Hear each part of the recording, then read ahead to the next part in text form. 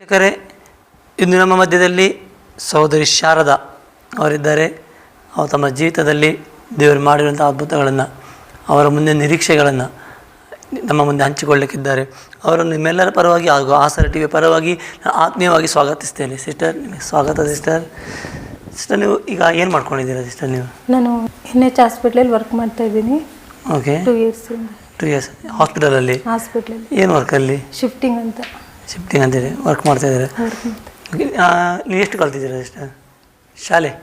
SLC ಆಗಿದೆ. SLC ಆಗಿದೆ. ನಿಮ್ಮ ಹುಟ್ಟಿದಂಥ ಊರು ಯಾವ ಸಿಸ್ಟರ್? ನೀವು? ಸೋಮಿನಕೊಪ್ಪ.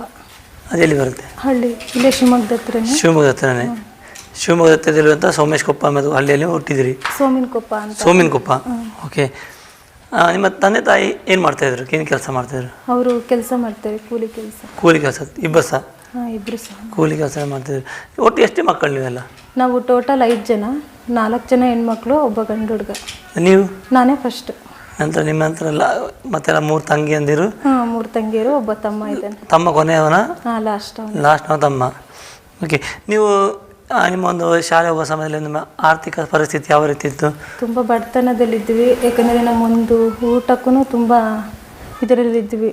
ಒಂದು ಗಂಜಿ ಕುಡಿಯೋಷ್ಟು ಇದು ಇರಲಿಲ್ಲ ನಮಗೆ. ಆಮೇಲೆ ನಮ್ಮ ಅಪ್ಪ ಫಸ್ಟು ಡ್ರಿಂಕ್ಸ್ ಮಾಡ್ತಿದ್ರು ತುಂಬ. ನಮ್ಮನ್ನು ನೋಡ್ಕೊಳೋರು ಯಾರೂ ಇರಲಿಲ್ಲ. ತುಂಬ ಬಡತನದಲ್ಲಿದ್ವಿ. ತುಂಬ ಕುಡಿತಿದ್ರು? ತುಂಬ ಕುಡಿತಿದ್ರು. ಮನೆ ಗಲಾಟೆ ಎಲ್ಲ ಮಾಡ್ತಿದ್ರು? ಗಲಾಟೆ ಮಾಡ್ತಿದ್ರು. ತುಂಬ ಇದರಲ್ಲಿ ಮಾಡ್ತಿದ್ರು. ರಫ್ ಆ್ಯಂಡ್ ಟಫಾಗಿ ವರ್ಕ್ ಇದು ಮಾಡ್ತಿದ್ರು. ನಮಗೆ ಚೆನ್ನಾಗಿ ನೋಡ್ಕೊತಿದ್ದಿಲ್ಲ. ತಂದೆ ತಾಯಿ ಪ್ರೀತಿ ಸಿಗ್ತಿದ್ದಿಲ್ಲ. ತುಂಬ ಹಂಗೆ ಕಷ್ಟದಲ್ಲಿ ಬೆಳ್ಕೊಂತ. ನಿಮ್ಮ ದಿನ ಬೇಕಾದಂಥ ಹಣಕ್ಕೆ ಏನು ಮಾಡ್ತಿದ್ರಿ? ಅದೇ ಅಮ್ಮ ನೋಡ್ಕೊತಿದ್ರಲ್ಲ, ಅಮ್ಮ ಹೋಗೋರು, ಅದನ್ನ ಮೇಂಟೈನ್ ಮಾಡೋರು. ಓಕೆ. ನೀವು ಆದರೂ ಕಷ್ಟದಲ್ಲಿ ನಿಮ್ಮ ಶಾಲೆ ಕಳಿಸಿದ್ದಾರೆ? ಶಾಲೆಯಲ್ಲಿ ಓದಿಸ್ತಿದ್ರು. ಎಷ್ಟೇ ಕಷ್ಟ ಆಗಲಿ ಅಮ್ಮ ಮಾತ್ರ ಓದಕ್ಕೆ ಕಳಿಸೋರು. ನಿಮ್ಮ ಎಲ್ಲ ಮಕ್ಕಳನ್ನ ಕಳಿಸಿದಾರ? ಎಲ್ಲ ಮಕ್ಕಳಿಗೂ ಕಳಿಸಿದ್ದಾರೆ. ಕಷ್ಟ ಆದ್ರೂ ಪರವಾಗಿಲ್ಲ, ಕೂಲಿ ಮಾಡಿ ಅದು ಕಳಿಸಿದ್ದಾರೆ. ನಿಮ್ಮ ತಂದೆಯವರು ಸ್ವಲ್ಪ ಸಹಾಯ ಮಾಡ್ತಾ ಇರ್ಲಿಲ್ವಾ? ಮಾಡ್ತಿದ್ರು. ಒಂದಿನ ಮಾಡ್ತಿದ್ರು, ಒಂದಿನ ಮಾಡ್ತಿದ್ದಿಲ್ಲ. ಒಂದು ವಾರ ಚೆನ್ನಾಗಿರೋರು, ಮತ್ತೆ ಒಂದು ವಾರ ಹೀಗೆ ಮಾಡೋರು. ತುಂಬ ಕುಡಿತಿದ್ರಲ್ಲ, ಯಾವ ರೀತಿ ಹೇಗೆ ಮಾಡ್ತಿದ್ರಂತ ಅವ್ರಿಗೆ ಗೊತ್ತಾಗ್ತಿರ್ಲಿಲ್ಲ. ನೀವು ಯಾರು ಟ್ರೈ ಮಾಡಲಿಲ್ಲ ನಿಮ್ಮ ಮಕ್ಕಳಾಗಿರುವಾಗ? ಅಂದರೆ ಅಪ್ಪ ಯಾಕೆ ಕುಡಿತೀರಾ ನೀವು, ಯಾಕೆ ಇದೆಲ್ಲ ಬೇಡ ಹಾಗೇನು ಹೇಳಿಕ್ಕೆ ನೋಡಿದ್ದೀರಾ? ಹೇಳಿದ್ವಿ ತುಂಬ. ತಂದೆ ಅಪ್ಪ ಎಲ್ಲರೂ ಹಂಗಿರ್ತಾರೆ, ನೀನು ಚೆನ್ನಾಗಿರಪ್ಪ, ಚೆನ್ನಾಗಿ ನೋಡ್ಕೋಬೇಕು. ನಮಗೂ ತುಂಬ ಹೇಳಿದ್ದೀವಿ, ಆದರೆ ಅರ್ಥ ಮಾಡ್ಕೊತಿದ್ದಿಲ್ಲ ಅವರು. ಒಂದಿನ ತುಂಬ ಚೆನ್ನಾಗಿರೋರು, ಆಮೇಲೆ ಮತ್ತೆ ಕುಡ್ದಿದ ತಕ್ಷಣ ಅವರು ಅದೇ ರೀತಿಯಾಗಿ ನಡ್ಕೊಂಡು ಹೋಗೋರು. ನೀವು ಕಲಿಯೋ ಸಮಯದಲ್ಲಿ ಯಾವ ರೀತಿ ವಿದ್ಯೆ ಅಂದರೆ ಒಳ್ಳೆ ಕಲಿತಿದ್ರಾ ಅಥವಾ ಹಿಂದೆ? ಇಲ್ಲ, ನಮ್ಮ ಕಷ್ಟ ನೋಡಿ ನಾವು ತುಂಬ ಚೆನ್ನಾಗಿ ಓದಬೇಕಪ್ಪ. ನಮ್ಮ ಅಪ್ಪ ಬೇರೆ ತುಂಬ ಇದರಲ್ಲಿದ್ದಾರೆ, ನಮ್ಮ ಅಮ್ಮನಾರ ಓದಕ್ಕೆ ಕಳಿಸ್ತಾ ಇದೆ, ಅವ್ರಿಗೆ ಬೆಲೆ ತರಬೇಕು, ತುಂಬ ಚೆನ್ನಾಗಿ ಓದ್ಕೊಂಡು ಹೋಗ್ತಾ ಇದ್ವಿ. ಹಂಗೆ ನಡೀತಾ ಇತ್ತು. ಒಳ್ಳೆ ಓದ್ತಾ ಇದ್ವಿ. ಮತ್ತೆ 10ರ ಅಂತ ಮತ್ತೆ ಯಾಕೆ ಕಲಿಯಲಿಲ್ಲ? 10th ನಂತರ? 10th ನಂತರ ಹೋಗೋಕ್ಕಾಗಲಿಲ್ಲ. ಯಾಕಂದರೆ ನನ್ನ ಹಿಂದೆ ಇನ್ನೂ 4 ಜನ ಇದ್ದರು. ಅಮ್ಮ SLC ತನಕ ಸಾಕಪ್ಪ, ಇಷ್ಟ, ಆಮೇಲೆ ನೀನು ಅವ್ರನ್ನ ನೋಡಿಸ್ಕೋಬೋದು. ನನಗೂ ಅವಾಗ ತುಂಬ ನಮ್ಮ ಅಪ್ಪಂದು ಆರೋಗ್ಯ ತುಂಬ ವ್ಯತ್ಯಾಸ ಆಯಿತು. ನಮ್ಮನ್ನು ಕ್ಲೀನಾಗಿ ನೋಡ್ಕೊತಿದ್ದೀರ, ನನ್ನ ತಂಗಿಯರ್ಗಾರ ಓದ್ಸೋಣ, ನಾನು ಇಲ್ಲಿವರೆಗೂ ಸಾಕು ಅಂತ ಸ್ಟಾಪ್ ಮಾಡಿದ್ವಿ ಅಲ್ಲಿ ಅವರು. ಮತ್ತೆ ಏನು ಮಾಡಿದ್ರಿ? ಮತ್ತೆ ಮನೆಯಲ್ಲೇ ಇದ್ದೆ ನಾನು. ಮನೆಯಲ್ಲೇ ಇದ್ರಿ? ಏನು ಕೆಲಸ ಮಾಡ್ತಿರ್ಲಿಲ್ಲ? ಕೆಲಸ ಮಾಡ್ತಿದ್ದಿಲ್ಲ. ನಂದು ಆಮೇಲೆ SLC ಮುಗ್ದಿದ ತಕ್ಷಣ ಫಸ್ಟ್ PU ಅಲ್ಲಿ ಮ್ಯಾರೇಜ್ ಆಯಿತು. ಅಂದರೆ ತುಂಬ ಬಡತನದಲ್ಲಿದ್ವಿ, ತುಂಬ ಇದರಲ್ಲಿದ್ವಿ. ಆಮೇಲೆ ಹಾಗೆ ಯಾಕಂದರೆ ಜೀವನ ಅಂದರೆ ಏನು ಗೊತ್ತಿಲ್ಲ, ತುಂಬ ಕಷ್ಟದಲ್ಲಿ ಬಿದ್ದಿದ್ವಿ. ಆಮೇಲೆ ಇದೇ ರೀತಿಯಾಗಿ ಮ್ಯಾರೇಜ್ ಆಯಿತು. ಮ್ಯಾರೇಜ್ ಆದಾಗ ತುಂಬ ಇಷ್ಟ ಇಲ್ದಿದ್ದು ಮದುವೆ. ಜೀವನ ಅಂದರೆ ಹೇಗೆ ಗೊತ್ತಿಲ್ಲ. SLC ಮುಗ್ದಿದ ತಕ್ಷಣ ಯಾರಿಗೂ ಪ್ರಪಂಚಿಕವಾದ ಕಣ್ಣು, ಗಂಡ ಹೆಂಡತಿ ಹೇಗಿರ್ತಾರೆ ಅಂತಲೂ ಗೊತ್ತಿಲ್ಲ. ತುಂಬ ಇದರಲ್ಲೇ ಅಪ್ಪ ಅಮ್ಮ ನೋಡಿ, ಯಾಕಂದರೆ ನಮ್ಮ ತಂದೆನೂ ತುಂಬ ಕುಡಿತಾಯಿದ್ರು. ಅಮ್ಮ ಏನು ಮಾಡಿದ್ರು, ಒಬ್ಬೊಬ್ಬರನ್ನೇ ದಾಟಿಸ್ಬೇಕಲ್ಲ. ಹೆಣ್ಮಕ್ಳು ಅಂದರೆ ಒಬ್ಬರ ಕೈಗೆ ಒಬ್ಬರು ಹೇಗೆ ಬೆಳೀತಾರೆ ಅಂತ ಗೊತ್ತಾಗಲ್ಲ. ಒಬ್ಬರ ಕೈಗೆ ಒಬ್ಬರು ಬಂದುಬಿಡ್ತಾರೆ, ನೀನು ದಾಟ್ಸ್ಕೋಣ ಅಂತ ಅದೇ ರೀತಿಯಾಗಿ ಮದುವೆ ಮಾಡಿಸಿದ್ರು. ಏಕೆಂದರೆ ಇಷ್ಟ ಇಲ್ಲಿದ್ದು ಮದುವೆ, ಈ ಕಡೆ ಜೀವನ ಮಾಡೋಕ್ಕೂ ಆಗ್ತಿದ್ದಿಲ್ಲ. ಅದೇ ರೀತಿಯಾಗಿ ತುಂಬ ಜಗಳ ಆಯಿತು. ನನ್ನ ಮನಸ್ಸನ್ನ ಯಾರೋ ಅರ್ಥ ಮಾಡ್ಕೊಂಡು ಹೋಗ್ತಿದೆ. ಯಾಕಂದರೆ ನಾನು ಮದುವೆ ಆಗಿದ್ದು ಹುಡುಗನೂ ತುಂಬ ಕುಡಿತಿದ್ರು ನನಗೆ. ಅವರು ಕುಡಿತಿದ್ರು. ಯಾಕಂದರೆ ನಮ್ಮ ತಂದೆ ಸ್ಟೇಜು ಹಿಂಗಿದೆ, ನಾನು ಅರ್ಥ ಮಾಡ್ಕೊಂಡಿದ್ದು ಹುಡುಗನೂ ಇದೆ. ಅವರು ನನ್ನ ಮನಸ್ಸಿನ ಭಾವನೆ, ನಾನು ಓದಬೇಕು ಅಂತ ತುಂಬ ಹಠ, ಓದಬೇಕು, ಚೆನ್ನಾಗಿರಬೇಕು, ನಾಲ್ವರಂತೆ ಇರಬೇಕು ಅಂತ ತುಂಬ ಆಸೆ. ಆದರೆ ಅವರು ನನಗೆ ರೆಸ್ಪೆಕ್ಟ್ ಮತ್ತೆ ಬರಲಿಲ್ಲ. ಆಮೇಲೆ ಅವ್ರು ಕುಡಿಯೋದು ನೋಡಿ, ಅವ್ರು ಇದನ್ನು ನೋಡಿ ನನಗೆ ಇಲ್ಲಪ್ಪ, ಈ ಜೀವನ ಯಾಕೆ ಬೇಕು. ನನ್ನ ಮದುವೆ ಆದಮೇಲೆ ತುಂಬ ಕಷ್ಟಗಳು, ನೋವುಗಳು, 6 ತಿಂಗಳು ತುಂಬ ಕಷ್ಟಪಟ್ಟಿದ್ದೀನಿ. ಯಾಕಂದರೆ ಸಾಯೋ ಸ್ಟೇಜಲ್ಲಿ ಇದ್ದವಳು ನನ್ನನ್ನು ದೇವರು ಇದುವರೆಗೂ ನಡೆಸ್ಕೊಂಡು ಬರ್ತಾ ಇದ್ದಾರೆ. ಆಮೇಲೆ ತುಂಬ ಕಷ್ಟಗಳು ಬಂತು. ಓಕೆ, ನಿಮಗೆ ಈ ಎಲ್ಲ ಸಮಯದಲ್ಲಿ ಅಥವಾ 10th ಮುಗಿಯೋ ತನಕ ಅಥವಾ ಮದುವೆ ಆಗೋ ತನಕ ನಿಮಗೆ ಯೇಸು ಸ್ವಾಮಿ ಬಗ್ಗೆ ಗೊತ್ತಿತ್ತಾ? ಇಲ್ಲ, ಯೇಸು ಸ್ವಾಮಿ ಬಗ್ಗೆ ಗೊತ್ತಿರಲಿಲ್ಲ. ನಿಮ್ಮ ಹಿನ್ನೆಲೆ ಸ್ವಲ್ಪ ಇರ್ಬೋದಾ? ನೀವು ಏನಾಗಿದೆ ಮೊದಲಂದ್ರೆ ಯೇಸು ಸ್ವಾಮಿ ತಿಳಿತಿರ್ಲಿಲ್ಲ ನೀವು, ಅಂದ್ರೆ ಕ್ರೈಸ್ತ ಯೇಸು ಸ್ವಾಮಿ ಯಾರು ಅಂತ ಏನು ವಿಷಯ ಅಂತಾನೆ ಗೊತ್ತಿರಲಿಲ್ಲ. ಓಕೆ, ಮತ್ತೆ ನಿಮಗೆ ಹೇಗೆ ಗೊತ್ತಾಯ್ತು ಯೇಸು ಸ್ವಾಮಿ ಜೀವಿಸೋ ದೇವರು ಎಂಬುದಾಗಿ? ಅವರು ಯಾಕೆ ಅಂದರೆ ನಾನು ಚಿಕ್ಕೋಳು ಇರುವಾಗ ಹಿಂಗೆ ಬೋರ್ಡ್ ಮೇಲೆ ಸ್ಕೂಲಲ್ಲಿ ಇರ್ತಾ ಇದು ಬರೋದು, ಟಿ ವಿಲೆಲ್ಲ ಆಗಿನ ಹಳ್ಳಿಗೆಲ್ಲ ಒಂದಿನ ಬಂದ್ಬಿಟ್ಟು ಟಿ ವಿಲಿ ಒಂದಿನ ತೋರಿಸೋಗೋದು, ಜೀಸಸ್ಗೆ ಶಿಲುಬೆ ಕೈ ಇರ್ತದು ಅದೆಲ್ಲ ತೋರಿಸ್ತಿದ್ರು. ಅದೊಂದು ನನಗೆ ಇದು ಸಿಕ್ಕಿತ್ತು. ಆಮೇಲೆ ನಮ್ಮೂರ ಹತ್ರ ಒಬ್ಬರು ಬರೋರು, ಅವರು ಶಿಲುಬೆ ಪ್ರೇಯರ್ ಮಾಡೋಕ್ಕೆ ಪಾಸ್ಟ್ರುಗಳು ಅಂತ ಬರ್ತಾರೆ, ಅವರು ಒಂದೊಂದು ದಿನ ಪ್ರೇಯರ್ ಮಾಡೋಕ್ಕೆ ಎಲ್ಲ ಬರೋರಲ್ಲ. ಅವಾಗ ನಾನು ಹಿಂಗೆ ಇದು ಮಾಡ್ತಿದ್ದೆ, ಜೀಸಸ್ ಹಿಂಗೆ ಅಂದರೆ ಏನೋ ಒಂದು ಸಮಾಧಾನಪ್ಪ. ನನಗೆ ಜೀಸಸ್ ಅಂದರೆ ತುಂಬ ಇಷ್ಟ. ಅವರು ಸಮಾಧಾನ ತಾಳ್ಮೆಯಿಂದ ಇರ್ತಾರೆ, ಎಲ್ಲರನ್ನೂ ಚೆನ್ನಾಗಿ ನೋಡ್ಕೊತಾರೆ ಅನ್ನೋ ನಿರೀಕ್ಷೆ ಇತ್ತು. ಆಮೇಲೆ ನಾನು ತುಂಬ ಪ್ರೀತಿ ಮಾಡ್ತಿದ್ದೆ ಅವ್ರನ್ನ, ತುಂಬ ಇಷ್ಟ ಆಗೋದು ಆ ದೇವ್ರನ್ನ. ಅದೇ ರೀತಿ ವಾಕ್ಯ ಗೊತ್ತಿರಲಿಲ್ಲ, ಜನರು ಹೇಳುವಂತ ಕೇಳಿ ಅಥವಾ ಶಿಲುಬೆ ಪ್ರೀತಿ ಅದೊಂದು ಫಿಲ್ಮ್ ನೋಡಿ ಏನೋ ಒಂದು ಇಷ್ಟಪಡ್ಲಿಕ್ಕೆ ಕಾರಣ ಅದೇನೋ ಒಂದು ಇಷ್ಟ ಆಯ್ತು. ಅದು ಯಾಕೆ ಇಷ್ಟ ಆಯ್ತು ಅಂತ ಗೊತ್ತಾಗ್ಲಿಲ್ಲ. ಓಕೆ, ಮತ್ತೆ ಯಾಕೆ ಗೊತ್ತಾಯ್ತು? ಮತ್ತೆ ನಿಮಗೆ ಆತನ ವಾಕ್ಯಗಳು ನಿಮ್ಗೆ ಯಾವ ರೀತಿ ಗೊತ್ತಾಯ್ತು? ಯಾವ ರೀತಿ ಗೊತ್ತಾಯ್ತು ಅಂದರೆ, ನನ್ನ ಮದುವೆ ಆದಮೇಲೆ ನನಗೆ ಒಂದು ಅನುಭವ ಆಯಿತು. ನನಗೆ ಇಷ್ಟ ಇಲ್ಲದಿದ್ದು ಮದುವೆ ಆಯಿತು, ಕಷ್ಟಗಳು ಬಂತು, ದುಃಖಗಳು ಬಂತು. ಯಾಕಂದರೆ ತಂದೆ ತಾಯಿ ಇಷ್ಟಪಟ್ಟಿದ್ದ ಹುಡುಗ ನಾನು ಮದುವೆ ಆದೆ. ಅವಾಗ ನನಗೆ ಇಷ್ಟ ಆಗಲಿಲ್ಲ. ಯಾಕಂದರೆ ನನ್ನ ಮನಸ್ಸಿನ ಭಾವನೆ ನನಗೆ ಗಂಡ ಹೆಂಡತಿ ಹೇಗಿರ್ತಾರೆ, ಅವ್ರ ಹತ್ರ ಹೇಗಿರಬೇಕು, ಅವ್ರ ಹತ್ರ ಹೇಗೆ ಜೀವನ ಮಾಡಬೇಕು, ಒಂದು ಅನುಭವ, ಒಂದು ಪ್ರೀತಿ ನನ್ನ ಹತ್ರ ಇರಲಿಲ್ಲ. ಯಾಕಂದರೆ ನನಗೆ ಇಷ್ಟ ಇಲ್ಲದ ಮದುವೆ ಆಯಿತು. ನಾನು ಇಷ್ಟಪಟ್ಟಿರಲಿಲ್ಲ ಅವ್ರನ್ನ. ಹಿಂಗೆ ದೊಡ್ಡವ್ರ ಇಚ್ಛೆದ ಪ್ರಕಾರ ಮದುವೆ ಆಯ್ತಾ. ಅದು ತುಂಬ ಕುಡಿತಿದ್ರು ಅವರು, ನನಗೆ ಇಷ್ಟ ಆಗಲಿಲ್ಲ. ಮೊದಲು ಗೊತ್ತಿತ್ತ ಕುಡಿತಾರೆ ಅಂತೇಳಿ? ಇಲ್ಲ, ಮದುವೆ ಗೊತ್ತಿತ್ತು, ಬಟ್ ಆಮೇಲೆ ಅದು ಹೇಗೆ ಗೊತ್ತಿತ್ತು ಅವ್ರು ತುಂಬ ಕುಡಿತಾರೆ? ತುಂಬ ಕುಡಿತಾರೆ ಅಂತ ಗೊತ್ತಿದ್ರು ಹಾಗೆ ಮದುವೆ ಆಯಿತು. ಓಕೆ, ಮತ್ತೆ ಮುಂದೆ ಏನಾಯ್ತು? ಮದುವೆ ಆಯಿತು, ಎಲ್ಲ ಕಷ್ಟಗಳು ದುಃಖಗಳೆಲ್ಲ ಬಂತು. ಆಮೇಲೆ ನಾನು ಮದುವೆ ಆದಮೇಲೆ ತುಂಬ ನನ್ನ ಕಷ್ಟಗಳು ಬಂತು. ಆಮೇಲೆ ನಾನು ಮನೆ ಬಿಟ್ಟು ಹೋದೆ. ಯಾಕಂದರೆ ನನ್ನ ಮನಸ್ಸಿನ ಭಾವನೆ ನನಗೆ ಇಷ್ಟ ಇಲ್ಲ ಅಂತ ಎಲ್ಲರೂ ಹತ್ರನೂ ಹೇಳ್ಕೊಂಡ್ರು ಯಾರು ನನ್ನ ನಂಬೋರು ಯಾರೂ ಇಲ್ಲ. ನನ್ನ ಪ್ರೀತಿ ಅಂಥದ್ದನ್ನು ಯಾರು ನನ್ನನ್ನು ಅರ್ಥ ಮಾಡ್ಕೊಂಡಿರಲಿಲ್ಲ. ಒಬ್ಬ ಮನುಷ್ಯ ಸ್ವಾರ್ಥಕ್ಕೋಸ್ಕರ ಎಲ್ಲರೂ ನೀನು ಹೋಗು ಅಂತಾರೆ, ಆದರೆ ನನ್ನ ಪ್ರೀತಿನೇ ಯಾರು ನನ್ನ ಮುಂದೆ ಬೆಳಿಬೇಕು, ನಾನು ಓದಬೇಕು, ಚೆನ್ನಾಗಿರಬೇಕು, ನನ್ನ ಮಾತನ್ನು ಕೇಳೋರು ಒಬ್ಬರು ಯಾರೂ ಇಲ್ಲ. ನನಗೆ ಅವಾಗ ತುಂಬ ಬೇಸರ ಆಯಿತು. ಇವು ಮನುಷ್ಯರು ಹಿಂಗೆ ಅಲ್ಲ, ಯಾರು ನಮ್ಮನ್ನು ಅರ್ಥನೇ ಮಾಡ್ಕೊಳಲ್ಲ. ಇಷ್ಟ ಇಲ್ಲ ಅಂತ ನಾನು ಎಷ್ಟು ಫೋರ್ಸಿಂದ ಹೇಳ್ತೀನಿ ದೊಡ್ಡವರಿಗೆ, ಆದರೂ ನನ್ನ ಮಾತು ಕೇಳ್ತಿಲ್ಲಲ್ಲ, ಹೇಗೆ ಮಾಡೋದು ಏನು? ಆಮೇಲೆ ನಾನು ಸಾಯೋ ಸ್ಟೇಜಿಗೆ ಹೋದೆ. ನನಗೆ ಒಂದೇ ಇದ್ದಿದ್ದು, ಈ ಕಡೆ ತಂದೆ ತಾಯಿ ನೆಂಟ್ರಿಷ್ಟು ಯಾರೂ ಅರ್ಥ ಮಾಡ್ಕೊತಿದ್ದಿಲ್ಲ. ಅವ್ರು ಒಂದೇ ಮಾತು ಹೇಳೋರು, ನಿನ್ನ ಗಂಡನ ಹತ್ರ ನೀನು ಹೋಗು, ನಿನ್ನ ಗಂಡನ ಹತ್ರ ನೀನು ಹೋಗು.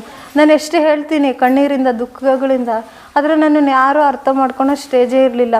ಎಲ್ಲರೂ ಹೊಡೆದ್ರು, ಎಲ್ಲರೂ ಬೈದರು, ಎಲ್ಲರೂ ಮಾಡಬಾರ್ದು ಎಲ್ಲರೂ ಕಾರ್ಯಗಳು ಮಾಡಿದ್ರು, ಆದರೆ ನಮ್ಮ ಜೀವಿತ ಮಾತ್ರ ಸರಿನೇ ಆಗಲಿಲ್ಲ. ಆಮೇಲೆ ಮದುವೆ ಆದಾಗ ಏನು ಸರಿಪಡಿಸ್ಲಿಕ್ಕೆ ಸಾಧ್ಯನೇ ಆಗಲಿಲ್ಲ. ಆಮೇಲೆ ನನ್ನ ಮನಸ್ಸಿನ ಪರಿಸ್ಥಿತಿ ಯಾರೂ ಅರ್ಥ ಮಾಡ್ಕೊಳೋ ಸ್ಟೇಜಲ್ಲೇ ಇಲ್ಲ.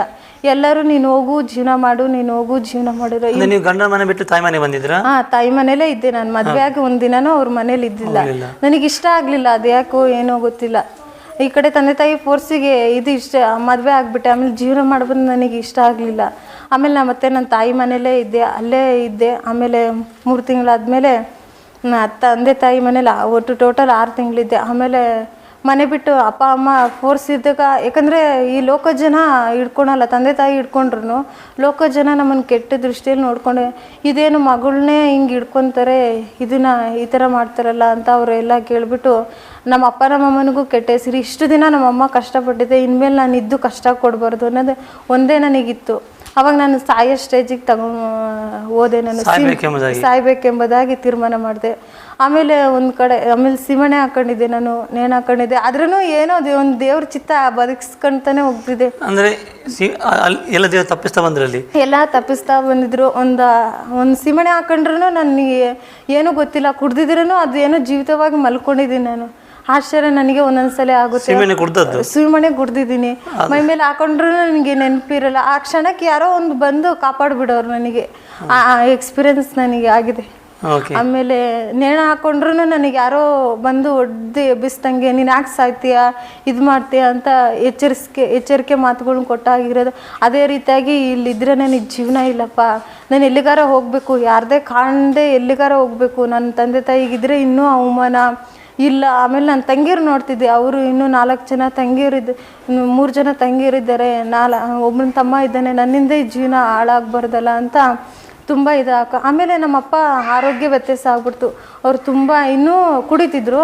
ನನ್ನ ವಿಷಯ ಕೇಳಿ ಇನ್ನೂ ಕುಡಿಯೋಕ್ಕೆ ಸ್ಟಾರ್ಟ್ ಮಾಡಿ ನೆಲ ಕಟ್ಬಿಟ್ರು. ಅವಾಗ ನನಗೆ ತುಂಬ ಕಣ್ಣೀರು ಬರೋದು, ದುಃಖ ಪಡೋದು, ನಾನಿದ್ರೆ ತಾನೇ ಹಿಂಗಾಗೋದು, ನಾನೇ ಹೋಗ್ಬಿಡೋಣ ಅಂತ ಒಂದು ನಿರ್ಧಾರ ಮಾಡಿದೆ. ಎಲ್ಲರನ್ನೂ ಮುಖ ನೋಡಿದೆ, ಲಾಸ್ಟ್ ಫೈನಲ್ ಇನ್ಮೇಲೆ ಬರ್ತೀನೋ ಇಲ್ಲೋ ಅಂತ ಎಲ್ಲರ ಮುಖ ನೋಡಿ ಎಲ್ಲರನ್ನೂ ಮಾತಾಡಿಸಿ ಆಮೇಲೆ ಮನೆ ಬಿಟ್ಟು ಹೋಗ್ಲಿಕ್ಕೆ ಹೆಂಗೆ ಹೋದ್ನೋ ಗೊತ್ತಿಲ್ಲ, ಒಂದು ಸ್ಟೇಜ್ ಮನೆ ಬಿಟ್ಟು ಹೋಗ್ಲಿಕ್ಕೆ ನಾನು ತೀರ್ಮಾನ ಮಾಡಿದೆ. ಆಮೇಲೆ ಮನೆ ಬಿಟ್ಟು ಹೋದೆ. ಒಂದು ಏನು ಹೇಳಿಲ್ಲ. ನಾನು ಹೋಗಿರೋದು ಯಾರಿಗೂ ಗೊತ್ತಿಲ್ಲ. ಆಮೇಲೆ ಮನೆ ಬಿಟ್ಟು ಹೋದೆ. ನಾನು ಬ್ಯಾಂಗ್ಳೂರಲ್ಲಿ 1.5 ಇಯರ್ಸ್ ಇಲ್ಲಿದ್ದೆ. ನನಗೆ ಪರಿಚಯ ಇರೋ ಮನೇಲಿ 1.5 ಇಯರ್ಸ್ ಒಂದು 2 ಅವಳಿ ಜವಳಿ ಪಾಪು ಆಗಿತ್ತು, ಅವ್ರು ನೋಡ್ಕೊಂಡು ಅಲ್ಲೇ ಇದ್ದೆ ನಾನು. ಆಮೇಲೆ ನನ್ನ ತಂದೆ ತಾಯಿ ಎಲ್ಲ ನಾನು ಸತ್ತೋಗಿದ್ದೀನಿ, ಬದುಕಿಲ್ಲ ಅಂತ ಎಲ್ಲ ದೇವ್ರುಗಳು ಪೂಜೆ ಮಾಡ್ತೀವಲ್ಲ ಹಿಂದೂ ಇಲ್ಲಿ, ಅವ್ರು ಹೇಳಿದ್ರು ಆ ಮಗಳಿಲ್ಲ, ಸತ್ತೋಗಿದ್ದಾಳೆ, ಇದೆ ಅಂತ ಹೇಳ್ತಾರೆ. ಬಟ್ ನಾನು ಬದುಕಿದ್ದೆ. ಆಮೇಲೆ ನನಗೂ ಗೊತ್ತಿಲ್ಲ ನಮ್ಮ ತಂದೆ ತಾಯಿ ಹೇಗಿದ್ದಾರೆ, ಏನು ಮಾಡ್ತಿದ್ದಾರೆ ಅಂತ ಗೊತ್ತಿಲ್ಲ. ಅಯ್ಯೋ ನಮ್ಮಪ್ಪ ಇನ್ನೂ ಕುಡಿತಿರ್ಬೋದೇನೋ ಏನೋ ಅಂತ ನಾನು ಸುಮ್ಮನೆ ಇದ್ದೆ. ಬೆಂಗಳೂರಲ್ಲೇ ಇದ್ದೆ. ಅಲ್ಲಿ ತುಂಬ ಚೆನ್ನಾಗಿ ನೋಡ್ಕೊತಿದ್ರು. ಆಮೇಲೆ ಸೌಮ್ಯ ಕಿರಣ ಅಂತ ಅವ್ರು ತುಂಬ ಚೆನ್ನಾಗಿ ಸ್ವಂತ ಮಗಳಾಗಿ ನೋಡಿಕೊಂಡ್ರು. ನನಗೇನೇನು ಬೇಕೋ ಎಲ್ಲನೂ ಒದಗಿಸ್ಕೊಡ್ತಿದ್ರು. ಒಂದು ಕಡೆ ನಾನು ಹೋಗಿದ್ದೆಲ್ಲ ದೇವರು ನಡ್ಸ್ಕೊತ ಕೃಪೆ ಇರುತ್ತಲ್ಲ, ದೇವ್ರ ಕೃಪೆ ನಾನು ಚಿಕ್ಕವಳಿರುವಾಗೆ ಮುಟ್ಟಿದ್ದಲ್ಲ, ಆ ದೇವ್ರ ಕೃಪೆ ನಡ್ಸ್ಕೊತ ಬಂತು. ಆಮೇಲೆ ನಮ್ಮ ತಂದೆ ತಾಯಿ ಇಲ್ಲಿ ನಮ್ಮ ರಿಲೇಷನ್ ಮೂಲಕ ಯೇಸು ಸ್ವಾಮಿನ ಕಂಡುಕೊಂಡಿದ್ರು. ನಮ್ಮ ತಂದೆ ತಾಯಿ ಕಂಡುಕೊಂಡಿದ್ರು. ನಮ್ಮ ರಿಲೇಷನ್ ಬಂದು ಸುವಾರ್ತೆ ಸಾರಿದಾಗ ನಮ್ಮ ತಂದೆ ಫಸ್ಟ್ ರಕ್ಷಣೆ ಹೊಂದಿ ನಮ್ಮೆಲ್ಲ ಕುಟುಂಬ ಬದಲಾಯಿತು. ಅವ್ರು ಹೇಳಿದಾಗ ಒಬ್ಬರು ಪಾಸ್ಟ್ರಿದ್ದಾರೆ, ಸಿದ್ದೇಶ್ ಅಂತ ನಮ್ಮ ಪಾಸ್ಟ್ರು, ಅವರು ಮೂಲಕ ನಮ್ಮ ತಂದೆ ತಾಯಿ ನಮ್ಮ ಫ್ಯಾಮಿಲಿ ಎಲ್ಲ ಎಲ್ಲಿಷ್ಟು ಕೇವಲವಾಗಿದ್ವೋ ಅದೇ ದೇವರು ಉನ್ನತವಾಗಿ ನಿಲ್ಲಿಸಿದ್ದಾರೆ. ಆಮೇಲೆ ನನ್ನ ಫೋಟೋ ತೋರಿಸಿದ್ರು. ಆಮೇಲೆ ನನ್ನ ಮಗಳಿಲ್ಲ ಬದುಕಿ, ನಮ್ಮ ಅಪ್ಪನಿಗೆ ತುಂಬ ಪ್ರೀತಿ ನನ್ನಂದರೆ, ಫಸ್ಟ್ ಮಗಳು ತುಂಬ ಪ್ರೀತಿ ಮಾಡ್ತಾರೆ. ಆಮೇಲೆ ಹೇಳಿದರು ನನ್ನ ಮಗಳು ಈ ಥರ ಹೋಗ್ಬಿಟ್ಟಿದ್ದಾಳೆ, ತುಂಬ ಕಳ್ತೋಗಿದ್ದಾಳೆ, ಎಲ್ಲ ದೇವರಿಗೂ ಕೇಳಿದ್ವಿ, ಏನು ಮಾಡ್ತೀವಿ, ನನ್ನ ಮಗಳು ಸತ್ತೋಗಿದ್ದಾಳೆ ಅಂತ ಹೇಳ್ತಾರೆ ಅಂತ ಹೇಳಿದಾಗ ಫೋಟೋ ತೋರಿಸಿದಾಗ ನಮ್ಮ ಪಾಸ್ಟರ್ ಹೇಳಿದರು, ಬದುಕಿದ್ದಾಳೆ ಆ ಮಗಳು, ಎಲ್ಲೂ ಹೋಗಿಲ್ಲ, ನೀವು ಪ್ರೇಯರ್ ಮಾಡ್ತೀರಿ, ಖಂಡಿತ ಇನ್ನು 6 ತಿಂಗಳಲ್ಲಿ ಕರ್ಕೊಂಬರ್ತಾರೆ ಅಂತ ದೇವರು.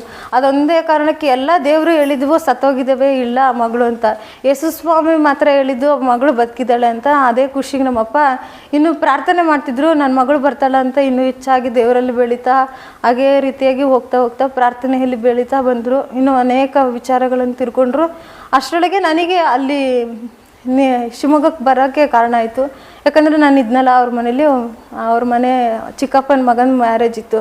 ನನಗೂ ಅವಾಗ ಕರ್ಕೊಂಬಂದರು. ಇಲ್ಲಿ ತುಂಬ 1.5 ಇಯರ್ಸ್ ಆಗಿತ್ತಲ್ಲ, ಅವಾಗ ಇಲ್ಲಿ ಬಂದಾಗ ಮದುವೆಗೆ ಬಂದಿದ್ದೆ ನಾನು. ತುಂಬ ಖುಷಿಯಾಗಿತ್ತು. ಆಮೇಲೆ ಒಂದು ಫೀಲಿಂಗ್ ಇತ್ತು ನನಗೆ, ನಮ್ಮ ಅಪ್ಪ ನಮ್ಮಮ್ಮ ಹೇಗಿದ್ದಾರೆ, 1 ವರ್ಷ ಆಯ್ತಲ್ಲ ನೋಡಿರ್ಲಿಲ್ಲ.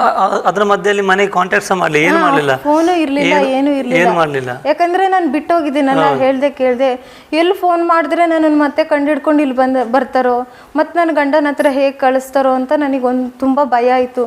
ಎಲ್ಲಿ ಹೊಡಿತಾರೋ, ನನ್ನ ಏನು ಮಾಡ್ತಾರೋ ಅಂತ ತುಂಬ ಇದಿತ್ತು.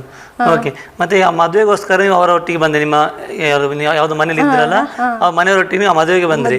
ಮದುವೆಗೆ ಬಂದ್ಮೇಲೆ ಅಂತ ನಿಮ್ಮ ತಂದೆ ತಾಯಿ ನೋಡ್ಲಿಕ್ಕೆ ಬಂದ? ಅದೇ ಬಂದಾಗ ನನ್ನ ತಂಗಿರು ಸ್ಕೂಲಿಗೆ ಹೋಗ್ತಾ ಇದ್ರು, 8th 9th ಇದ್ರು ಅವರು. ಸ್ಕೂಲಿಗೆ ಹೋಗ್ತಿರುವಾಗ ನಾನು ನೋಡಿದೆ, ಅವ್ರು ನಾನೇ ಎಲ್ಲ ಸೇರಿಸಿದ್ದು. ಆ ಸ್ಕೂಲಿಗೆ ಸೇರಿಸಿದ್ದೆ. ಆ ಸ್ಕೂಲಿಗೆ ಸೇರಿಸ್ತಾ ನನಗೊಂದು ಕೇಳಿದೆ, ನಾನು ಇದ್ನಲ್ಲ ಅಕ್ಕ, ಹಿಂಗೆ ನನ್ನ ತಂಗಿಯರಿದ್ದಾರೆ ಅಕ್ಕ, ನೋಡ್ಕೊಂಬರೋಣ ಬನ್ನಿ ಅಂತ ಕೇಳಿದಾಗ ಆಯ್ತಪ್ಪ ಹೋಗೋಣ ಅಂತ ಅವರು ಫಸ್ಟ್ ಬೇಡ ಅಂದರು. ಆಮೇಲೆ ನಾನು ಅಳೋದು ನೋಡಿ 1.5 ಇಯರ್ಸ್ ಆಯ್ತಲ್ಲ ನೋಡೋಣ ಬಾರಪ್ಪ ಅಂತ ಕರ್ಕೊಂಡು ಹೋಗ್ತಾ ಅಲ್ಲಿ ಮಾತಾಡಿಸ್ದೆ. ನಾನು ಅವರು ಕಂಡುಹಿಡಿಲಿಲ್ಲ, ಯಾಕಂದರೆ ನಾನು ಫುಲ್ಲು, ಯಾಕಂದರೆ ಆ ಊರು ನಾನು ಬೆಳೆದು ಎಲ್ಲ ಹಿಡಿದು ನಾನು ನೋಡಿದ್ರೆ ಕಂಡುಹಿಡಿತಾರೆ. ನಮ್ಮ ರಿಲೇಷನ್ ಎಲ್ಲ ಜಾಸ್ತಿ ಅಲ್ಲೇ ಇರೋದಲ್ಲ. ನಾನು ಫುಲ್ಲು ವೇಲೆಲ್ಲ ಸುತ್ಕೊಂಡು ಪ್ಯಾಕಿಂಗ್ ಎಲ್ಲ ಮಾಡ್ಕೊಂಡು ಹೋದ್ರೆ ನನಗೆ ಕಂಡುಹಿಡಿಲಿಲ್ಲ ಅವರು. ನಾನು HM ಸರ್ ಹತ್ರ ಹೋಗ್ಬಿಟ್ಟು, ಸರ್ ಹಿಂಗೆ ಸಂಗೀತ ಚಂದ್ರಕಲಾನವ್ರು ನೋಡಬೇಕು ಸರ್ ಅಂತ ಹೇಳಿದೆ. ಹೌದಮ್ಮ, ನೀವು ಯಾರಂತ ಗೊತ್ತಾಗಲಿಲ್ಲ. ಆಮೇಲೆ ನಾನು ಫುಲ್ಲು ಪ್ಯಾಕ್ ಎಲ್ಲ ಬಿಚ್ಚಾದ್ಮೇಲೆ ಅವ್ರು ಕರೆದ್ರು. ಆಮೇಲೆ ಅವ್ರಿಗೆ ತುಂಬ ಖುಷಿ, ಅಯ್ಯೋ ನಮ್ಮ ಅಕ್ಕ ಮತ್ತೆ ಬಂದಿದ್ದೆಲ್ಲ ಏನಾಗಿದೆ, ಎಲ್ಲರೂ ಸತ್ತೋಗಿದ್ದೀನಿ ಅಂತ ತಿಳ್ಕೊಂಡಿದ್ರು, ಮತ್ತೆ ಬಂದಿದ್ದಲ್ಲ ಅಂತ ಬಂದಿದ್ರು. ಆಮೇಲೆ ಬಂದು ನಾನು ಕೇಳಿದೆ, ನಾನು ತುಂಬ ಹತ್ವಿ, ಯಾಕಂದರೆ ತುಂಬ ದಿನ ಆದಮೇಲೆ ನೋಡಿದ್ವಲ್ಲ, ತುಂಬ ಸತ್ತೋಗಿದ್ದಾರೆ ಅಂತ ಹೇಳಿ ಪುನಃ ಎದುರು ಬರುವಾಗ ಒಂದು ದುಃಖನೂ ಅಲ್ಲ, ಅದು ಸಂತೋಷದ ಕಣ್ಣೀರು. ಆಮೇಲೆ ತುಂಬ ಖುಷಿ ಆಯಿತು, ಅವ್ರಿಗೂ ತುಂಬ ಖುಷಿ ಆಯಿತು, ನನಗೂ ತುಂಬ ಖುಷಿ ಆಯಿತು. ಅವ್ರು ಕೇಳಿದರು ಫಸ್ಟು, ಅಕ್ಕ ನೀನು ಎಲ್ಲಿದ್ದೀಯಾ, ಏನು ಮಾಡ್ತಿದ್ದೀಯ ಅಕ್ಕ ಅಂತ. ಆಮೇಲೆ ನಾನು ಎಲ್ಲೋ ಇದ್ದೀನಪ್ಪ, ಚೆನ್ನಾಗಿದ್ದೀನಿ, ನೀವು ಹೆಂಗಿದ್ದೀರಾ ಅಂತ ಕೇಳಿದೆ. ಅಕ್ಕ ನಾವು ತುಂಬ ಚೆನ್ನಾಗಿದ್ದೀವಕ್ಕ. ಅವ್ರು ಹೇಳಿದ್ದು ಫಸ್ಟ್ ಇದೆ, ಅಪ್ಪ ಅಕ್ಕ ಅಮ್ಮ ಎಲ್ಲ ಚೆನ್ನಾಗಿದ್ದಾರೆ, ಅಪ್ಪ ಎಲ್ಲ ಕುಡಿಯೋದು ಬಿಟ್ಟಿದೆ, ತುಂಬ ಚೆನ್ನಾಗಿದ್ದೀವಕ್ಕ, ನಾವು ಯೇಸು ಸ್ವಾಮಿನ ನಂಬಿದ್ದೀವಿ ಅಂತ ಹೇಳಿದರು. ನನಗೆ ತುಂಬ ಖುಷಿ ಆಗ್ಬಿಡ್ತು. ಅಯ್ಯೋ ನಮ್ಮಪ್ಪ ಸಾಯೋ ಸ್ಟೇಜಲ್ಲಿ ಇದ್ದಿದ್ದು, ಯೇಸು ಸ್ವಾಮಿ ನಂಬಿ ಅದು ಕುಡಿಯೋದು ಬಿಟ್ಟಿದೆ. ನಾವೆಷ್ಟು ಪ್ರಯತ್ನ ಮಾಡಿದ್ದೀವಿ, ಕುಡಿಯೋದು ಬಿಡ್ಸೋಕ್ಕೋಸ್ಕರ ಏನೇನೋ ಪ್ರಯತ್ನ ಮಾಡಿದ್ವಿ, ಕುಡಿಯೋದು ಬಿಟ್ಟಿದೆ ಅಂದರೆ ನಂಗೆ ತುಂಬ ಖುಷಿ ಆಗ್ಬಿಡ್ತು. ಆಮೇಲೆ ತುಂಬ ಖುಷಿ ಆಯಿತು. ನಾನು ಹೇಳ್ಬಿಟ್ಟೆ, ಅವ್ರಿಗೆ ಸ್ವೀಟೆಲ್ಲ ಕೊಟ್ಟು ಆಮೇಲೆ ಬಂದೆ. ಆಮೇಲೆ ಆವಾಗ ಕ್ರಿಸ್ಮಸ್ ಹಬ್ಬ ಇತ್ತು, ಇನ್ನೊಂದು ವಾರ ಇತ್ತು. ಅಷ್ಟರೊಳಗೆ ನಾನು ಡಿಸೆಂಬರ್ ಲಾಸ್ಟ್ ಇದರಲ್ಲಿ ಹೋಗಿ ಆಮೇಲೆ ಕೊಟ್ಬಿಟ್ಟು ಅವ್ರನ್ನ ಮಾತಾಡ್ಸಿ ನಾನು ಬಂದೆ. ಅಪ್ಪ ನಾನು ಹೋಗ್ತೀನಿ, ಇಲ್ಲೇ ಮನೆಗೆ ಬಂದೆ. ಮತ್ತೆ ಇಲ್ಲ ನಾನು ಬ್ಯಾಂಗ್ಳೂರಿಗೆ ಮತ್ತೆ ಹೋದೆ. ಅಲ್ಲ, ಅಲ್ಲಿಂದ ಶಾಲೆಯಿಂದ ಮನೆಗೆ ಬರಲಿಲ್ಲ, ಅಪ್ಪ ನೋಡ್ಲಿಕ್ಕೆ ಬರಲಿಲ್ಲ? ಇಲ್ಲ ಬರಲಿಲ್ಲ, ಯಾಕಂದ್ರೆ ನನಗೆ ನಮ್ಮ ಮನೆ ಬಿಟ್ಟೋಗಿದ್ನಲ್ಲ, ಭಯ ಇತ್ತು. ಮತ್ತೆ ಪುನಃ ವಾಪಸ್ ಊರಿಗೆ ಹೋದ್ರೆ? ಮತ್ತೆ ಪುನಃ ವಾಪಸ್ ನಾನು ಊರಿಗೆ ಹೋದೆ. ಅವರೆಲ್ಲ ಏನು ಮಾಡ್ಕೊಂಡ್ರೆ ನಂಗೆ ಗೊತ್ತಿಲ್ಲ ಅದು. ಆಮೇಲೆ ಅಲ್ಲಿ ಹೋದ್ಮೇಲೆ ನಮ್ಮ ಅಪ್ಪನ ಹತ್ರ ಎಲ್ಲ ಪಾಸ್ಟ್ರುಗಳೆಲ್ಲ ಪ್ರೇಯರ್ ಮಾಡ್ತಿದ್ರಲ್ಲ, ಪ್ರತಿಫಲ ಸಿಕ್ಕಿದೆ ಅಂತ ತುಂಬ ಅವ್ರು ಖುಷಿಯಾಗಿದ್ದಾರೆ. ಆಮೇಲೆ ನಮ್ಮಪ್ಪ ಎಲ್ಲ ತುಂಬ, ಅಯ್ಯೋ ನನ್ನ ಮಗಳು ಮತ್ತೆ ಸಿಕ್ಕಿದಲ್ಲ, ಅಲ್ಲ ಮಾತಾಡ್ಸ್ತಲ್ಲ, ಒಟ್ಟು ಇದ್ದಾಳೆ ಅಂತ ಅವ್ರಿಗೆ ಕನ್ಫರ್ಮ್ ಆಯಿತಾ ಅಂತ ತುಂಬ ಖುಷಿ ಪಟ್ಟಿದ್ದಾರೆ. ಆಮೇಲೆ ನನ್ನ ಮನೆಗೆ ಓದಿ ತುಂಬ ಆ ಥರ ಎಲ್ಲ ಹೇಳಿದೆ, ಅವ್ರಿಗೆ ಸ್ವೀಟೆಲ್ಲ ಕೊಟ್ಟು ತುಂಬ ಖುಷಿ ಆಯ್ತು ನನಗೆ. ನನಗೊಂದು ಆಸೆ ಏನಂತಂದ್ರೆ ನಮ್ಮಪ್ಪ ಕುಡಿಯೋದು ಬಿಡಬೇಕು, ನಾವು ತುಂಬ ಚೆನ್ನಾಗಿರ್ಬೇಕು ಅನ್ನೋದಕ್ಕೆ ತುಂಬ ಆಸೆ ಇತ್ತು. ಆಮೇಲೆ ನನಗೆ ತುಂಬ ಖುಷಿಯಾಗಿ ಎಲ್ಲ ಇದು ಮಾಡ್ತಿದ್ದೆ. ಅದೇ ರೀತಿಯಾಗಿ ನನಗೆ ಒಂದು ಸಲ ಮತ್ತೆ ಶಿವಮೊಗ್ಗಕ್ಕೆ ಯಾವುದೇ ಕಾರಣದಿಂದ ಬರೋಕ್ಕಾಯ್ತು. ಆವಾಗ ನಾನು ಮತ್ತೆ ಬರ್ಡೇ ಏನೋ ಆ ಮಕ್ಕಳದಿತ್ತು, ಆವಾಗ ಶಿವಮೊಗ್ಗದಲ್ಲಿತ್ತು. ಆಮೇಲೆ ಮತ್ತೆ ಬಂದಾಗ ಶಿವಮೊಗ್ಗಕ್ಕೆ ಬಂದಾಗ ಅವಾಗೆಲ್ಲ ಕರೆದಾಗ ಸುಮ್ಮನೆ ಹಂಗೆ ಫಂಕ್ಷನ್ ಎಲ್ಲ ಮಾಡ್ಕೊಂಡು ತುಂಬ ಇದ್ರು. ನನ್ನನ್ನು ಒಂದು ಹುಡುಗಿ, ನಮ್ಮೂರದ್ದು ಹುಡುಗಿ, ಅಲ್ಲಿ ಕೆಲಸಕ್ಕೆಲ್ಲ ಬರ್ತಾರೆ ಹಳ್ಳಿಯಿಂದ ಅಲ್ವಾ, ಸಿಟಿ ಮನೆ ಅಲ್ವಾ ಅದು, ನಾನು ಸಿಟಿಯಲ್ಲಿ ಇದ್ದಿದ್ದು ಮನೇಲಿ. ಹಳ್ಳಿ ಹುಡುಗಿರೆಲ್ಲ ಕೆಲ್ಸಕ್ಕೆ ಬರ್ತಿಲ್ಲ. ಒಂದು ಹುಡುಗಿ ನಮ್ಮೂರಿಂದ ನನ್ನ ನೋಡಿತ್ತು, ಶಿವಮೊಗ್ಗದಲ್ಲಿ ಬಂದಿದ್ನಲ್ಲ ನಾನು. ಅಲ್ಲಿ ಬಂದಾಗ ಒಂದು ಹುಡುಗಿ ನನ್ನನ್ನು ನೋಡಿತ್ತು. ನಾನು ತುಂಬ ದಿನ ಆದಮೇಲೆ ನನ್ನನ್ನು ನೋಡಿರ್ಲಿಕ್ಕಿಲ್ಲ ಅಂತ ನಾನು ಅದೇ ರೀತಿಯಾಗಿದ್ದೆ, ದೇವ್ರ ಚಿತ್ತ ಇರಬೇಕಲ್ಲ. ಆಮೇಲೆ ಒಂದು ಹುಡುಗಿ ನೋಡಿದಾಗ ನಮ್ಮಪ್ಪ ನಮ್ಮಮ್ಮ ಫ್ಯಾಮಿಲಿಗೆಲ್ಲ ಹೇಳ್ಬಿಟ್ಟಿದೆ, ಅಕ್ಕ ನಿನ್ನ ಮಗಳೆಲ್ಲ ಕಳೆದೋಗಿದೆ ಅಂತ ನೀನು ನೋಡ್ತಿದ್ದಿಲ್ಲ, ನಿನ್ನ ಮಗಳು ನಾನು ನೋಡಿದೆ ಕಣಕ್ಕ ಇಂಥ ಮನೇಲಿ ಅಂತ ಹೇಳಿದ್ದೀನಿ. ನನಗೆ ಗೊತ್ತಿಲ್ಲ ಆ ಕಾರಣ. ನಾನು ಮಕ್ಕಳ ಜೊತೆ ಎಲ್ಲ ಆಟಾಡ್ಕೊಂಡು ರಿಲೇಷನ್ ಜೊತೆ ಎಲ್ಲ ತುಂಬ ಖುಷಿಯಾಗಿದ್ದೆ. ಆಮೇಲೆ ಒಂದು ಇದು ಬಂದಾಗ ಆ ಹುಡುಗಿ ಹೇಳಿದ್ದಾಳೆ. ಆಮೇಲೆ ಅದೇ ಸಡನ್ನಾಗಿ ನನ್ನ ತಂಗಿ ರಂಜಿತಾ ಅಂತ ಇದ್ದಾಳೆ, ನಮ್ಮ ತಂಗಿ ಹಿಂಗೆ ಹೇಳಿದಾಳಲ್ಲ, ಅವಳ ಹತ್ರ ಹೋಗ್ಬಿಟ್ಟು ನಿಜನೋ ಸುಳ್ಳೋ ಇರ್ಬೋದೋ ಗೊತ್ತಿಲ್ಲ, ಅವರೆಲ್ಲ ಜೀಸಸ್ ಬಿಲೋ ಮಾಡ್ತಾರೆ, ಅವರು ದೇವರೊಟ್ಟಿಗೆಲ್ಲ ಮಾತಾಡ್ತಾರೆ, ನನಗೆ ಸತ್ಯ ಗೊತ್ತಿಲ್ಲ. ಅವರೆಲ್ಲ ತುಂಬ ಪ್ರೇಯರ್ ಮಾಡಿಕೊಂಡು ಅವಳು ನನ್ನ ತಂಗಿ ಬಂದಿದ್ದಾಳೆ ಹುಡ್ಕೊಂಡು. ನಾನು ಇರೋ ಸ್ಥಳದಲ್ಲೇ ನಾನು ಆಟ ಆಡ್ಕೊತ ಮುಂದೆ ಕೂತಿದ್ದೀನಿ ಮಕ್ಕಳ ಜೊತೆ. ಆ ಸಡನ್ನಾಗಿ ಬಂದಾಗ ನನ್ನ ತಂಗಿ ನನ್ನ ನೋಡಿಬಿಟ್ಲು. ನನಗೆ ಗೊತ್ತಾಗುತ್ತಲ್ಲ. ಆಮೇಲೆ ನನ್ನ ತಂಗಿ ಯಾಕಿಲ್ಲಿ ಬಂದು ಅಂತ ನಾನು ಸಡನ್ನಾಗಿ ಒಳಗೆ ಓಡೋಗ್ಬಿಟ್ಟೆ. ನನ್ನ ತಂಗಿ ನೋಡಿಬಿಟ್ಟು ನಮ್ಮ ಅಕ್ಕನೇ ಇದು, ನನ್ನನ್ನು ನೋಡಿ ಓಡೋಗ್ತಿದ್ದಾರೆ ಅಂದರೆ ನಮ್ಮ ಅಕ್ಕನೇ ಅಂತ ಗ್ಯಾರಂಟಿಯಾಗಿ ಅದೇ ಮನೆ ಹತ್ರ ಬಂದರು. ನಾನು ಒಳಗೆ ಹೋಗಿ ಹೇಳ್ತೀನಿ, ಅಕ್ಕ ಈ ಥರ ನನ್ನ ತಂಗಿ ಬಂದುಬಿಟ್ಲಕ್ಕ, ಏನು ಮಾಡಲಿ, ಈ ಥರ ಬಾಗಿಲು ಮುಂದೆ ಬರ್ತಾಳೆ ನೋಡಿ ಇವಾಗ ಅಂತ ನಾನು ಒಳಗೆ ಇದ್ದೆ, ಆಚೆ ಬರಲಿಲ್ಲ. ಆಮೇಲೆ ಅವರು ನನ್ನ ತಂಗಿ ಎಲ್ಲ ಫೋನ್ ಮಾಡಿ ನಮ್ಮ ಅಪ್ಪನಿಗೆ, ನಮ್ಮ ಅಮ್ಮನಿಗೆ, ನಮ್ಮ ರಿಲೇಷನ್ ಎಲ್ಲರನ್ನೂ ಕರೆಸ್ಬಿಟ್ಟಿದೆ. ಆಮೇಲೆ ನಮ್ಮ ಪಾಸ್ಟ್ರಿಗೂ ಎಲ್ಲ ಫೋನ್ ಮಾಡಿ ಕರೆಸ್ಬಿಟ್ಟು ಫುಲ್ಲು ಸುತ್ತಲೂ ರೌಂಡ್ ಆಗಿದ್ದಾರೆ. ನನಗೆ ಸತ್ಯ ಗೊತ್ತಿಲ್ಲ, ಏಸಪ್ಪ ನಂಬಿದ್ದಾರೆ ಗೊತ್ತು, ಇವ್ರು ಕೆಟ್ಟವರೋ ಒಳ್ಳೆಯವರು ಅಂತ ಗೊತ್ತಿಲ್ಲ ನನಗೇನು. ಅಯ್ಯೋ ಇವ್ರ ಕೈಗೆ ನನಗೆ ಸಿಕ್ಬಿಟ್ರೆ ಮತ್ತೆ ಹೊಡೆದು ಸಾಯಿಸ್ಬಿಡ್ತಾರೆ, ತುಂಬ ಹೊಡಿತಾರೆ. ಫಸ್ಟ್ ನಾನು ನೋವು ತುಂಬ ಅನುಭವಿಸಿದ್ದೆ ಅವಾಗ ಮದುವೆ ಆದಮೇಲೆ. ಅಲ್ಲಿ ನಿಮ್ಮ ಬ್ಯಾಂಗ್ಳೂರಿಗೆ ಹೋಗಿ ಅವ್ರ ಮನೇಲಿ ಇದ್ರಲ್ಲ, ಯಾರೊಬ್ಬರ ಮನೇಲಿ ಅವ್ರ ಮಗು ನೋಡ್ಕೊಂಡು, ನೀವು ಅವರಿಗೆ ನಿಮ್ಮ ಎಲ್ಲ ಕಷ್ಟಗಳನ್ನ ಹೇಳಿದ್ರ, ನಿಮ್ಮ ಸಮಸ್ಯೆಗಳು ಈ ರೀತಿ ಸಮಸ್ಯೆ ಇತ್ತು ಎಲ್ಲ ಹೇಳಿದ್ರಿ, ಅವ್ರಿಗೆಲ್ಲ ವಿಷಯ ಗೊತ್ತಿದೆ? ಓಕೆ, ಮತ್ತೆ ಏನಾಯ್ತು ಮುಂದೆ? ಹೇಳಿದ್ದೆ, ಅವರು ಹೇಳಿದರು ಹಿಂಗೆಲ್ಲ ಮಾಡೋದು ತಪ್ಪಪ್ಪ, ನೀನು ಅಲ್ಲೇ ಹೋಗ್ಬೇಕು ಅಂತ. ಆಮೇಲೆ ನಾನು ಹೇಳಿದ್ದೆ, ಅಕ್ಕ ನಾನು ಮತ್ತೆ ಹೋಗಲ್ಲಕ್ಕ, ನಾನು ಸಾಯ್ತೀನಿ ಹೊರ್ತು ಅಲ್ಲಿ ಹೋಗಲ್ಲ, ನನಗೆ ಇಷ್ಟ ಇಲ್ಲ ಅಂತ ಒಂದು ಸಲ ಬಿಟ್ಟಾದ್ಮೇಲೆ ಮತ್ತೆ ನಾನು ಹೋಗ್ಲಿಕ್ಕೆ ಇದಲ್ಲ. ಹೌದಾ ಅಪ್ಪ, ಹಂಗಾರೆ ನೀನು ಇಲ್ಲೇ ಇರು ಅಂತ ನನಗೆ ಹೇಳಿಬಿಟ್ಟು ಮತ್ತೆ ಹೇಳಿದ್ದೆ. ಮತ್ತೆ ಮನೆ ಸುತ್ತ ಹಾಕಿದ್ರೆ ಮತ್ತೆ ಸುತ್ತಲೂ ಇದ್ರು, ನಾನು ಒಳಗೆ ಇದ್ದೆ. ಆಮೇಲೆ ಒಳಗೆ ಇದ್ದಾಗ ನನಗೆ ತುಂಬ ಭಯ ಸ್ಟಾರ್ಟ್ ಆಯಿತು. ಅವರೆಲ್ಲ ಹೇಳ್ತಿದ್ರು, ನೀನೇನೋ ಮಾಡೋಂಗಿದೆಯಪ್ಪ, ನಮಗೆ ಪೊಲೀಸ್ನೆಲ್ಲ ಕರೆಸ್ತಾರೆ, ಇದೆಲ್ಲ ಕರೆಸ್ತಾರೆ, ನಾವು ಏನು ಮಾಡೋಣ ಇವಾಗ ಅಂತ ತುಂಬ ಇದು ಮಾಡ್ತಿದ್ರು. ಆಮೇಲೆ ಎಲ್ಲ ಫುಲ್ಲು ಕವರ್ ಆಗಿಬಿಟ್ರು. ಆಮೇಲೆ ರಕ್ಷಣೆ ಯಾರ್ಯಾರು ಹೊಂದಿದ್ರಲ್ಲ ಅವ್ರಿಗೆ ತುಂಬ ಖುಷಿ ಇದೆ, ಆದರೆ ನನಗೆ ಮಾತ್ರ ಭಯ ಒಳಗೆ ಏನು ಮಾಡ್ತಾರ ಏನು ಅಂತ. ಅವ್ರಿಗೆ ತುಂಬ ಖುಷಿ, ಅಯ್ಯೋ ನನ್ನ ಮಗಳು ಮತ್ತೆ ಸಿಕ್ಬಿಟ್ಲ. ಆಮೇಲೆ ಸಂಜೆ 7 o'clock ಅಷ್ಟೊತ್ತಿಗೆ ಎಲ್ಲರೂ ಬಂದು ಆಮೇಲೆ ಕರೆಸಿದ್ರು, ನಿನ್ನ ಮಗಳು ಇಲ್ಲಿದ್ದಾಳೆ, ನನ್ನ ಮಗಳು ಕರೀರಿ ಆಚೆ ಅಂತ. ಇಲ್ಲ ಇಲ್ಲಿ ಯಾರೂ ಇಲ್ಲ ಅಂತ. ಆಮೇಲೆ ನನ್ನ ತಂಗಿ ರಂಜಿತಾ ಅಂತ ಇದ್ದಲ್ಲ, ಅವಳು ಇಲ್ಲ ನಾನು ನೋಡಿದ್ದೀನಿ, ನಮ್ಮ ಅಕ್ಕ ನನ್ನನ್ನು ನೋಡಿ ಒಳಗೆ ಓಡೋಗಿದ್ದಾಳೆ, ನಾನು ನೋಡಿದ್ದೀನಿ, ನಮ್ಮ ಅಕ್ಕ ನಾನು ಮರ್ತಿಲ್ಲ ಅಂತ ಹೇಳಿದ್ಲೋಳು. ಅವಾಗ ನಾನು ಕರೆದಾಗ ಮತ್ತೆ ಏನಾರಾಗಲಿ ಹೇಳ್ಬಿಡೋಣ ಅಂತ ನನಗೆ ಒಬ್ಬರು ಅಪ್ಪಾಜಿ ಅಂತ ಇದ್ದರು, ಅವ್ರ ಮನೇಲಿ ಇದ್ನಲ್ಲ, ಅವರು ತುಂಬ ಚೆನ್ನಾಗಿ ನೋಡ್ಕೊಂಡವರು, ಸ್ವಂತ ಮಗಳ ಥರನೇ ನೋಡ್ಕೊಂಡವರು. ಅವ್ರು ಕರೆದ್ಬಿಟ್ಟು ಬಾರಪ್ಪ ಅಂತ ಹೇಳ್ಬಿಟ್ಟು ಮತ್ತೆ ಕರೆದ್ರು, ಎಲ್ಲರೂ ಕೂರ್ಸ್ಕೊಂಡು ಮಾತಾಡ್ತಿದ್ರು. ಆಮೇಲೆ ನಾನು ಆಚೆಗೆ ಬಂದೆ. ಆಮೇಲೆ ಅವರು ಹೇಳಿದರು, ನಮ್ಮ ಪಾಸ್ಟ್ರೆಲ್ಲ ಮಾತಾಡ್ತಿದ್ರು, ನೀವು ಹಿಡ್ಕೊಳೋದು ತಪ್ಪು, ಅವ್ರ ಅಪ್ಪ ಅಮ್ಮ ಸಿಕ್ಕಿದಾರಲ್ಲ, ಅವರು ಇವಾಗ ಇದಿಲ್ಲ, ಇವಾಗ ಚೆನ್ನಾಗಿದ್ದಾರೆ, ತುಂಬ ಕುಡಿತಿದ್ರು ಅಂತ ಹಂಗೆ ಮಾಡ್ತಿದ್ರು, ಇವಾಗ ನಾವೇನೂ ಮಾಡಲ್ಲ, ಅವ್ರ ಮಗಳನ್ನ ಅವರು ಮತ್ತೆ ವಾಪಸ್ ಕಳಿಸ್ರಿ ಅಂತ ಹೇಳ್ಬಿಟ್ಟು ಕಳಿಸ್ರಿದು ಮಾತಾಡ್ತಾಯಿದ್ರು. ದೊಡ್ಡವರು ತಪ್ಪೆಲ್ಲ ಆಗಿದೆ, ಇವಾಗ ತುಂಬ ಚೆನ್ನಾಗಿದ್ದಾರೆ, ಅವರು ದೇವರಲ್ಲಿದ್ದಾರೆ, ದೇವ್ರು ನಂಬಿದ್ದಾರೆ ಅಂತ ಹೇಳ್ಬಿಟ್ಟು ಮತ್ತೆ ಕಳಿಸಿದ್ರು. ನಾನು ನಂಬಲಿಲ್ಲ, ಯಾಕಂದರೆ ಮತ್ತೆ ಎಲ್ಲಿಂದ ನೀವು ಮೋಸ ಮಾಡ್ತಾರೋ, ಅವಾಗ ಮೋಸ ಮಾಡಿ ಇದು ಮಾಡಿದ್ರಲ್ಲ, ಎಲ್ಲಿ ಇದು ಮಾಡ್ತಾರೋ ಅಂತ ಹೇಳ್ಬಿಟ್ಟು ನಾನು ಹೆದರ್ಕೊಂಡಿದ್ದೆ.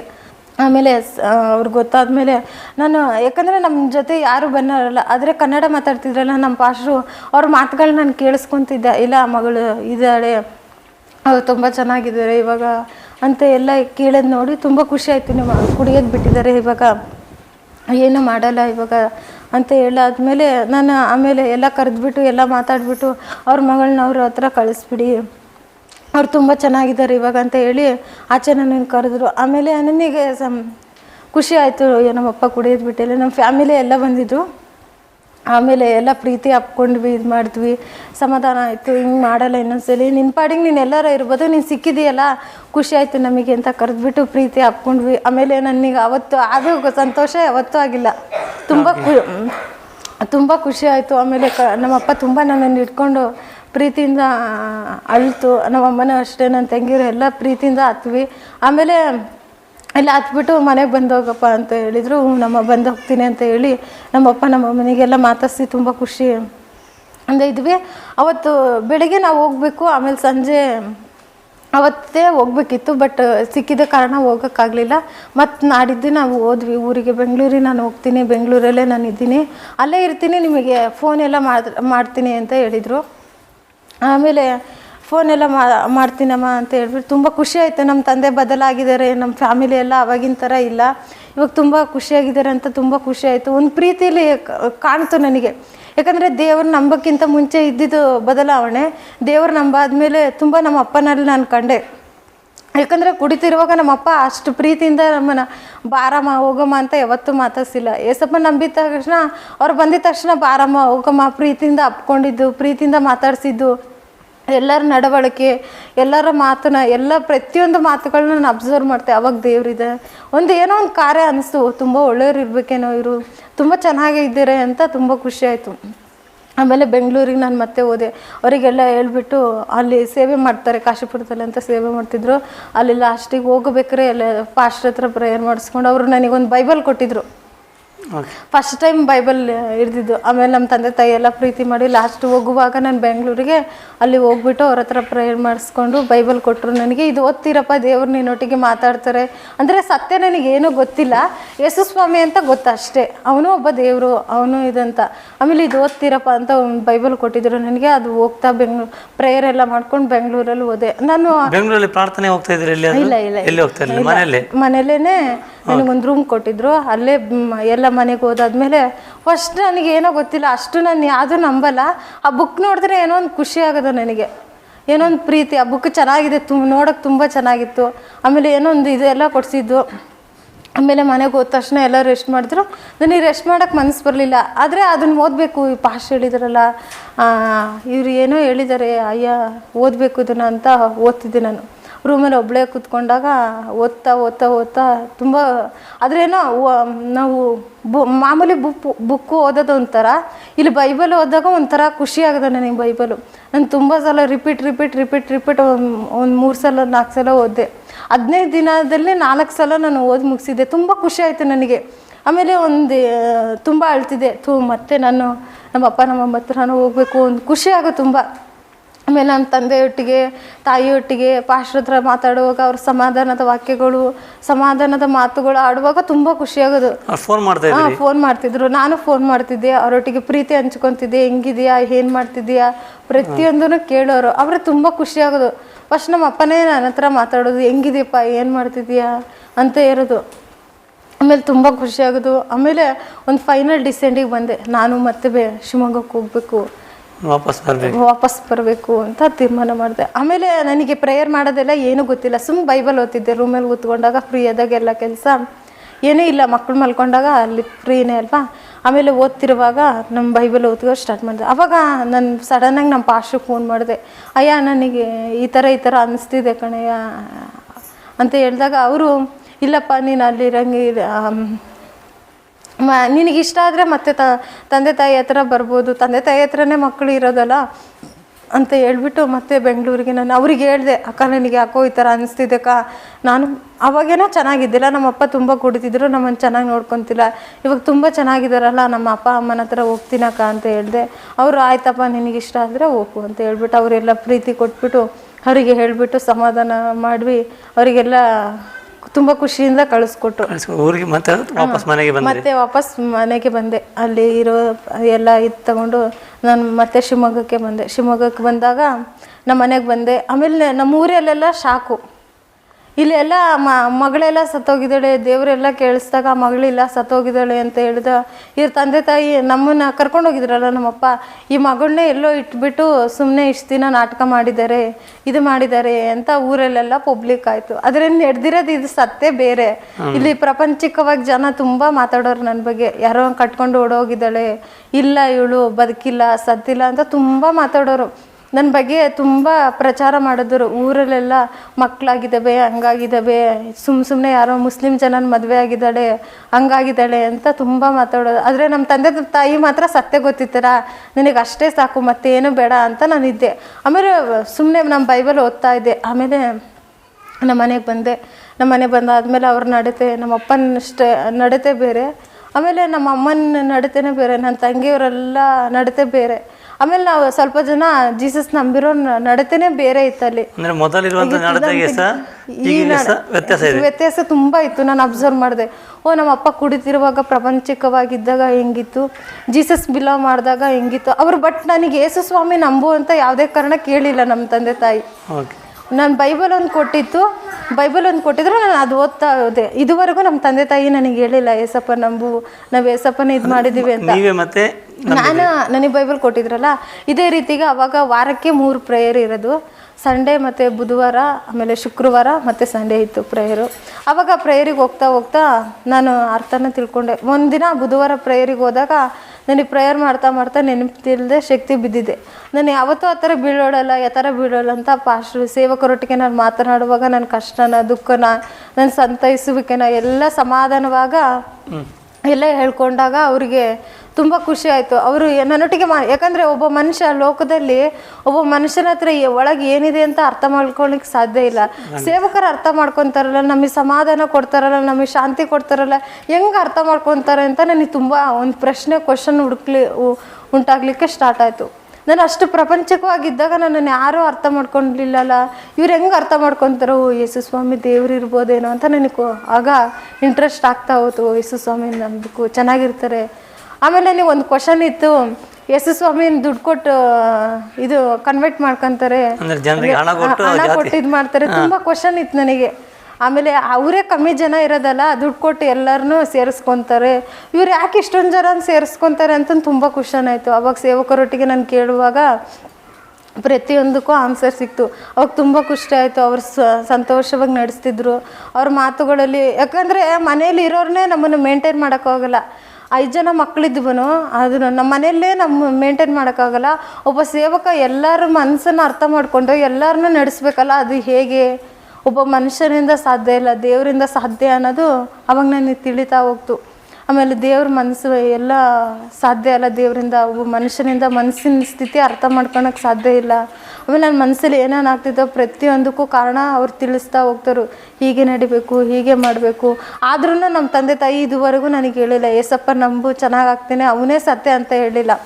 ನಾನು ಯಾವಾಗ ಫಿಲ್ಮ್ಗಳು ಜೀಸಸ್ ಫಿಲ್ಮ್ಗಳು ಆಮೇಲೆ ನಡೀತಾ ಮಾರ್ಗಗಳು ಅವ್ರ ನಡತೆಗಳೆಲ್ಲ ನೋಡ್ತು, ಓ ಯೇಸು ಸ್ವಾಮಿನೇ ದೇವರು, ಯೇಸು ಸ್ವಾಮಿನೇ ನಂಬಬೇಕು, ಯೇಸು ಸ್ವಾಮಿ ಇದ್ದರೆ ಈ ಲೋಕದಲ್ಲಿ ಯಾರು ಏನು ಮಾಡೋಕ್ಕೆ ಸಾಧ್ಯ ಇಲ್ಲ ಅಂತ ನಾನು ಅವಾಗ ಸ್ವಂತ ರಕ್ಷಕನಾಗಿ ಅಂಗೀಕಾರ ಮಾಡಿದೆ. ದೀಕ್ಷಾ ಸ್ನಾನ ತಗೊಂಡೆ ನಾನು. ಅದ ನಂತರ ಕ್ರಿಸ್ತನಿಗೋಸ್ಕರ ಜೀವಿಸ್ತಿದ್ದೀನಿ.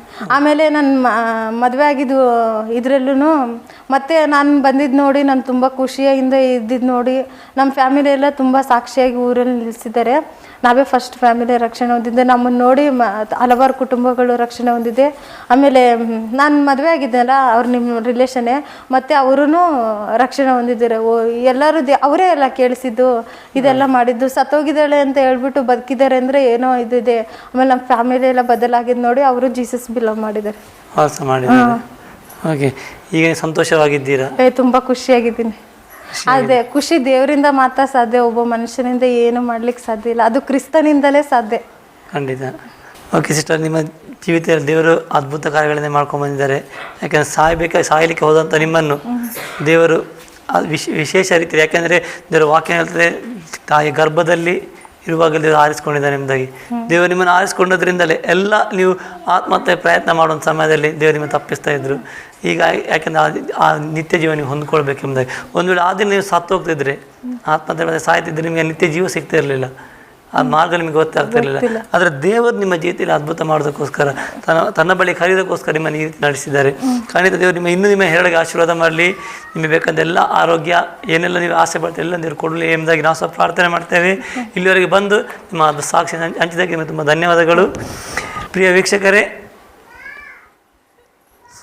ಸಹೋದರಿ ಶಾರದಾ ಇವರ ಸಾಕ್ಷ್ಯ ನೀವು ಕೇಳಿದಿರಿ. ಪ್ರಿಯರೇ, ಇವರು ಅನೇಕ ರೀತಿಯಲ್ಲಿ ವೇದನೆಗೊಳಗಾಗಿದ್ದ ಸಮಯದಲ್ಲಿ ದೇವರು ಅದ್ಭುತ ರೀತಿಯಲ್ಲಿ ಅವರ ಕುಟುಂಬವನ್ನು ರಕ್ಷಣೆ ತಂದು ಮಾತ್ರವಲ್ಲ, ಅವರು ಕೂಡ ರಕ್ಷಣೆ ಬರುವ ರೀತಿಯಲ್ಲಿ ಕೆಲವರು ಕಾರ್ಯ ಮಾಡಿದರು. ನಿಮ್ಮ ಜೀವಿತದಲ್ಲಿ ಕೂಡ ಕಾರ್ಯ ಮಾಡಲಿಕ್ಕೆ ದೇವರು ಶಕ್ತನಾಗಿದ್ದಾನೆ. ಇವರು ನಮ್ಮೊಂದಿಗಿದ್ದು ನಮ್ಮ ಈ ಒಂದು ಇದು ನನ್ನ ಸಾಕ್ಷಿ ಕಾರ್ಯಕ್ರಮವನ್ನು ವೀಕ್ಷಿಸಿದಿರಿ. ನಿಮಗೆ ತುಂಬ ಧನ್ಯವಾದಗಳು.